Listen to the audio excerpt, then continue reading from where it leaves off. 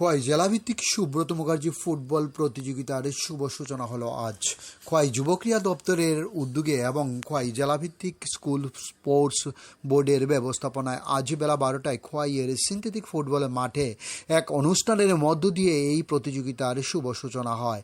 আজকের এই অনুষ্ঠানে উপস্থিত ছিলেন খোয়াই মহকুমা বাস্কেটবল অ্যাসোসিয়েশনের সভাপতি সুরজিৎ বড়ুয়া, খোয়াই ভলিবল অ্যাসোসিয়েশনের সভাপতি অনিমেষ নাগ, খোয়াই ফুটবল অ্যাসোসিয়েশনের সম্পাদক অমল লাল সাহা ও যুব ক্রীড়া দপ্তরের আধিকারিক কমলেন্দু শীল, সদ্য অবসরপ্রাপ্ত শারীরিক শিক্ষক অজয় ভট্টাচার্য সহ অন্যান্য অতিথিরা এই প্রতিযোগিতায় শুভ উদ্বোধনী অনুষ্ঠানে উপস্থিত ছিলেন। প্রথমেই প্রদীপ প্রজ্বলনের মধ্য দিয়ে এই খেলার শুভ সূচনা করেন অতিথিরা এবং এর পরবর্তীতে এই খেলার বিষয়ে আলোচনায় অংশগ্রহণ করেন উপস্থিত সকল অতিথিরা এবং এর পরবর্তীতে এই প্রতিযোগিতায় অংশগ্রহণকারী অতিথিরা খেলোয়াড়দের সঙ্গে পরিচয় পর্ব সেরে খেলার শুভ সূচনা করেন।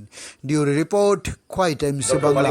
নেতৃত্বে সরকার আজ এই খেলাকে যেভাবে আমরা প্রমোট করে চলেছি, সেখানে ছোট ছোট বাচ্চা থেকে শুরু করে যারা আন্ডার 14, আন্ডার 20 যারা আজকে সবাই সারা রাজ্যে আমরা যুবকদেরকে আজকে খেলার মাঠে নিয়ে যাওয়ার একটা প্রয়াস নিয়ে চলেছি। এটা আমাদের রাজ্য সরকারের একটা লক্ষ্য, কারণ আপনারা জানেন যে এই ত্রিপুরা রাজ্যে আমাদের যে সরকারের লক্ষ্য যে নেশামুক্ত ত্রিপুরা করা, সেই নেশামুক্ত ত্রিপুরা যদি আমাদের গড়তে হয় তাহলে আমরা প্রথমে যে সিদ্ধান্ত নিয়েছি আমাদের যুবকদেরকে খেলার মাঠে নিয়ে যেতে হবে। কারণ খেলাই হচ্ছে এমন একটা জায়গা যেখানে দাঁড়িয়ে ছেলেরা সেখানে নিজেদের বেস্টটা সেখানে দিতে পারবে এবং নেশার কবল থেকে আজকে দূরে সরবে।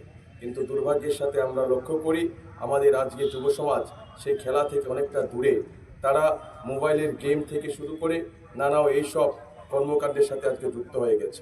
আমি আপনাদের মাধ্যমে সারা রাজ্যের যুবকদেরকে বলতে চাই, আসুন খেলার মাঠে আসলে একদিকে যেমন খেলার মধ্য দিয়ে আমাদের শরীরের গঠনগত দিক সুন্দর হবে, আমাদের মন মানসিকতা সেখানে সুন্দর হতে পারে।